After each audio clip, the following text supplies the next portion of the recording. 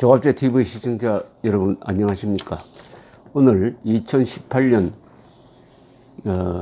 4월 21일 이제 오후 5시입니다. 김정은이 오늘 일종의 중대 발표를 한 내용을 읽어보면 비핵화란 말은 한마디도 나오지 않고 그동안 핵 개발을 추진해 왔는데 이제는 완전히 성공했다. 그러니까 앞으로는 핵 미사일 시험 더 할 필요 없다. 핵 실험장도 수명이 다 했다. 사명을 다 했다. 앞으로는 사회주의 경제 발전에 노력하겠다. 그리고 핵 보유국 입장에서 이제는 핵 군축을 논의하겠다라고 이야기를 했습니다. 그러니까 비핵화가 아니라 이제는 핵을 보유하고 있으니까 세계의 평화를 위해서 세계가 핵 없는 나라가 되도록 만들기 위해서 이제는 군축에 나서겠다. 즉 북한이 가지고 있는 핵을 재고로 삼아가지고 이제는 주변국 특히 미국, 한국으로부터 양보를 얻어내는 그런 방향의 협상을 하겠다라고 해서 그동안에 문재인 정부가 전해주던 김정은의 의지와는 전혀 다른 선언이 하나 나왔습니다. 사실상 비핵화를 거부한 것입니다. 그런데도 윤영찬 청와대 국민소통수석은 오늘 입장문을 내면서 전 세계가 염원하는 한반도 비핵화를 위한 의미 있는 진전이라고 평했습니다. 김정은이가 하지도 않는 말을 가지고 의미 있는 진전이라고 이야기를 하니까 이건 지금 청와대 사람인지 어디에 다른 사람을 위해서 지금 복무하고 있는 사람인지 헷갈립니다. 우선 한반도 비핵화란 말을 쓰지 않았습니다. 김정은이가 한반도 비핵화를 말을 쓰지도 않고 한반도 비핵화 쪽으로 가겠다는 이야기도 하지 않고 반대 방향으로 가겠다고 하는데 한반도 비핵화를 위한 의미 있는 진전이라고 이야기했습니다. 그러나 전문가들의 이야기는 좀 다소 냉정합니다. 남중홍 경기대 교수, 국정원 차장을 지낸 적도 있는 전문가입니다. 남중홍 경기대 교수는 김정은이가 핵실험 중단하고 풍계리 실험장 폐쇄하겠다는 등등의 발표에 대해서 비핵화라는 내용이 포함되지 않은 일종의 핵동결 선언이라고 봐야 한다. 진짜 비핵화는 앞으로 협상과 대화로 풀겠다는 뜻인데 기나긴 협상이 시작된 것일 뿐이다 라고 이야기했습니다. 남 교수는 풍계리 핵실험장은 이미 6번의 핵실험으로 집안이 붕괴되는 등 별 필요가 없는 곳이다. 1, 2억 달러가 들어가는 핵미사일 실험을 북한이 더 이상 계속할 수도 없다. 이렇게 아주 드라이한 평을 했습니다. 조선일보의 보도에 따르면 남성욱 고려대 교수는 북한은 미래 핵을 유보하며 핵동결의 입구에 들어섰다고 주장할 것이고 이에 따른 보상으로 제재 완화를 바랄 것이다. 현재 핵과 과거 핵 그리고 미래 핵을 조금씩 쪼개가지고 보상을 바라는 것이다. 과거 CNN을 불러가지고 북한이 영변 냉각탑 폭파 쇼를 한 것처럼 북한의 퍼포먼스가 또 시작되었다. 비핵화라는 100m 달리기에서 2m 정도 온 것밖에 없는데 북한의 이런 쇼로 인해 가지고 미국이 일정 부분 제재 완화 카드를 쓸 수밖에 없게 된 건 아닌지 우려스럽다. 그러니까 트럼프가 이 쇼에 넘어가지 않을까 걱정된다 이런 이야기를 했습니다. 해양전략연구소의 신창훈 연구위원은 CNN과 한 인터뷰에서 오늘 발표는 선동에 않는다. 내용도 모호하다.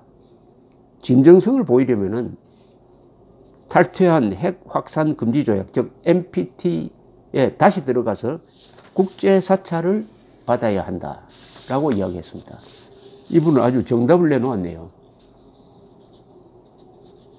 문재인 정부가 이야기한 대로 북한이 정말로 비핵화 의지가 있다고 하면은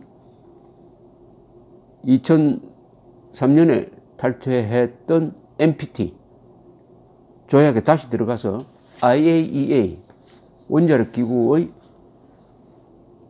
사찰, 감시, 검증을 받아야 합니다. 그런데 그런 움직임은 전혀 보이지 않습니다. 미국과 단편하겠다고만 합니다. 신창훈 씨는 유엔의 대북 제재 결의안은 항상 북한이 NPT로 돌아와서 IAEA 국제 원자력 기구입니다. IAEA 검증을 받도록 요구해 왔는데 북한이 진심으로 비핵화를 하겠다면 이대로 하면 된다. 북한은 이러한 국제적 규범 하에서가 아니라 미국과 직접 담판 지으려고 하는데 그렇게 하여 북한이 미국의 제재를 완화시킨다면 유엔 제재는 앞으로 별 의미가 없게 된다. 트럼프가 속아가지고 북한이 비핵화하지도 않는 시점에서 제재를 완화하면 유엔 제재 앞으로 의미가 없게 된다. 아주 중요한 지적을 하고 있습니다. 트럼프 대통령은 트위터를 통해 가지고 북한이 모든 핵실험을 중단하고 중요한 핵시험장을 폐기하는 데 동의했다며 이는 북한과 세계에 매우 좋은 소식이라고 이 트위터를 통해서 환영의 뜻을 이야기를 했는데 이것 또한 트럼프가 속지 않을까 하는 그런 의구심을 좀 증폭시킵니다. 트럼프가 어떤 점에서는 믿음직스럽기도 하지만 어떤 점에서는 어디로 튈지 모른다는 생각까지도 갖게 하는 것은 뜬금없이 남북한 사이에서 6.25 종전 선언을 하려고 하는 것을 축복한다는 이런 말까지 했습니다. 6.25 종전 선언이라는 게 바로 주한미군 철수 한미동맹 해체로 가는 첫 단계라는 것을 모르는 것 같아요. 그런데 이 주변국의 지도자들이 다 이상하게 가는데 이 맨정신을 가진 사람이 한 사람 있는 것 같아요. 일본의 아베 수상입니다. 오늘 이렇게 이야기했습니다. 중요한 것은 완전한 검증 가능한 돌이킬 수 없는 핵 및 미사일 포기다. 우리는 지켜보겠다. 이렇게 유보적 태도를 취했습니다. 이 오노데라 방위청 장관은 지금 워싱턴을 방문하고 있는데 뉴욕타임즈에 이렇게 논평한 내용이 실렸습니다. 오노데라 방위청 장관은 김정은의 선언으로는 부족하다. 일본을 위협하는 중단거리 미사일 및 핵 폐기를 언급하지 않았다. 일본은 북한이 대량 살상 무기를 포기할 때까지 최대한의 압력을 가하는 정책을 지속할 것이다. 여기서 말하는 ICBM 중단으로 문제가 해결되는 게 아니고 일본과 한국을 위협하는 것이 중거리, 단거리 핵미사일입니다. 이것을 폐기하지 않으면 한국과 일본은 북한 핵에 노출되는 거예요. 위협받는 상태로 그냥 남게 되는 것입니다. 그런데 한국 대통령은 문재인 정부는 한 번도 이 문제를 거론하지 않아요. 마치 미국 사람 입장인 것처럼 오로지 ICBM을 실험을 동결을 하면 그게 큰 진전인 것처럼 이야기합니다. 항상 북한의 핵 문제 이야기할 때는 한국인의 관점이 있어야 됩니다. 대한민국 국민들의 생명, 재산, 자유를 지키기 위해서 지켜달라고 우리가 뽑아준 대통령이 미국 입장에서도 안 되고 북한 입장에 서면은 그건 반역자고 중국 입장에 서도 안 되죠. 5천만 한국인이 북한의 핵미사일로부터 안전할 수 있도록 하는 그 생각으로 이야기를 해야 되는데 아베만이 그런 생각을 이야기를 합니다. 아베만이 중단거리 미사일 그리고 핵 폐기가 있어야지 완전한 폐기가 된다. 완전한 폐기가 이루어질 때까지는 최대한의 제재 압박을 가하는 데서 일본은 미국과 협조하겠다. 이렇게 나왔습니다. 오늘 점심때 한 전직 고관을 만났더니 이 사람이 요사이 맨정신을 가진 지도자는 아베뿐인 것 같다고 아주 실소를 했습니다. 한국의 문재인 정권이 사실상 김정은의 들러리 역할을 하고 있습니다. 그러니까 지금 한국인의 안전을 챙겨주는 정부나 지도자가 없어요. 그런데 아베가 한국이 걱정하는 단거리, 중거리 미사일 문제를 이야기를 하고 있습니다. 그리고 북한 인권 문제를 제기해야 된다고 트럼프가 김정은 만났을 때라고 이야기를 하고 있습니다. 두 개는 완전히 한국인을 위한 것 같은 느낌이 들 정도입니다. 물론 일본의 안전을 이야기하니까 자연스럽게 한국까지 같이 넘어간 겁니다만은 이러한 아베를 김정은보다 2배나 더 싫어한다고 그래요. 그러니까 최근 갤럽 조사에 보면 김정은의 호감을 가진 사람이 10%, 특히 50대에서 16%입니다. 아베의 호감은 5%밖에 안 됩니다. 이것은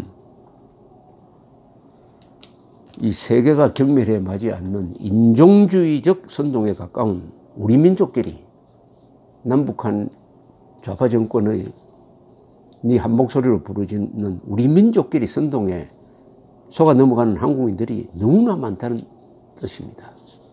한국인들은 뭐가 진짜고 뭐가 거짓말인지를 구분하지 못하고 누가 적인지 누가 동지인지 누가 우리 편인지를 구분하지 못하고 따라서 선악 구분이 안 되는 진위, 비하, 선악 구분을 못하는 국민 자격이 없는 국민들이 너무나 많고 배울수록 더 많아지고 그래야 한국의 어린 민주주의를 위협하는 것이 바로 이 분별력이 망가진 국민들의 존재인 것입니다. 이게 핵 문제보다 더 위험합니다. 이는 공동체의 존속을 아주 어렵게 만들고 있습니다. 모든 문제는 결국 민주주의 국가에서는 그렇습니다.